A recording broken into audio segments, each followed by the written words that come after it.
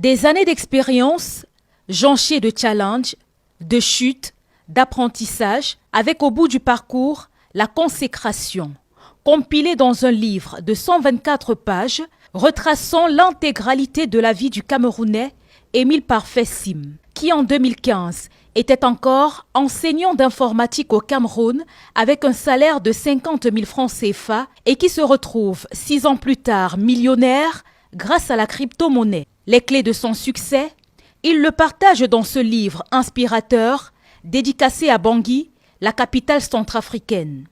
Un événement culturel d'envergure, parrainé par le chef de l'État, le professeur Faustin Archange Touadéra, qui y a vu une opportunité pour la jeunesse centrafricaine de se lancer dans l'entrepreneuriat au moyen de la crypto-monnaie. Quand il m'a proposé cela, et avec le livre, il m'a expliqué un peu son parcours d'enseignant d'informatique, et à la fin, il a commencé à travailler dans ce processus, et ça lui a valu sa situation actuelle. J'étais séduit par cela, et surtout qu'il a voulu décrire cela dans un manuel qui pourrait intéresser beaucoup de gens, et ça m'a plu de venir assister et de l'encourager. Et donc c'est un exemple. Pour le professeur Faustin Archange Touadéra, ce projet novateur constitue un levier de développement pour son pays, mais pas que, pour la sous-région aussi et l'Afrique en général. Pour réussir, il faut de l'audace. Et je trouve que M. Sim est audacieux et courageux. Et donc, c'est pour moi donc tout simplement l'occasion de le féliciter et de dire à notre jeunesse de parcourir ces livres. Et plus ça peut ouvrir des horizons et avoir des idées. Peut-être pas forcément dans la crypto-monnaie, mais dans d'autres choses, dans un axe qui pourrait les aider à sortir. J'ai écouté, vous avez fait beaucoup d'engagements ici. Ces engagements, si ça devait avoir lieu, c'est une bonne chose et vraiment, merci beaucoup. La crypto-monnaie, une vision désormais contenue dans un livre pour les générations actuelles et futures. L'ouvrage est présenté comme un trésor qui n'est pas caché. J'ai décidé de relater ma vie sur les 10 dernières années dans un livre. Parce que dans le livre, on est sûr qu'on pourra retrouver ces écrits pendant 10, 15, 20, 50 ans. Pourquoi pas pendant 100 ans. Aujourd'hui, pour arriver là où je suis, j'ai beaucoup lu.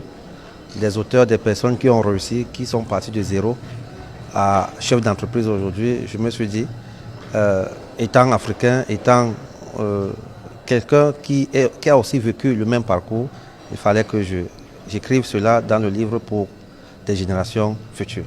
Dans ce livre, je décris ma vie en tant qu'enseignant vacataire. J'ai été enseignant vacataire pendant 9 ans. J'ai enseigné dans les lycées et collèges au Cameroun. Je suis parti d'enseignant vacataire, informaticien de formation de mon état. J'ai connu l'industrie de la crypto-monnaie, ce que j'ai écrit dans ce livre. J'ai montré les traces, comment est-ce que j'ai fait pour arriver là en passant par la crypto-monnaie.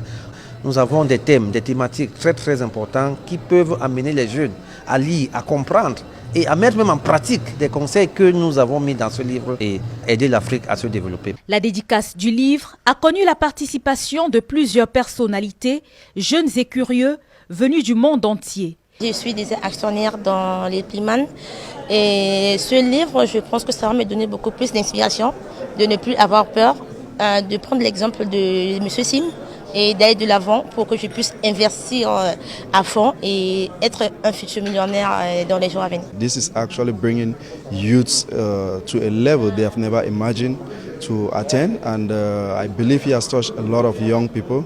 For example, me, not just as a friend, as a brother, and I want to think what I was 5 years ago without his assistance and encouragement.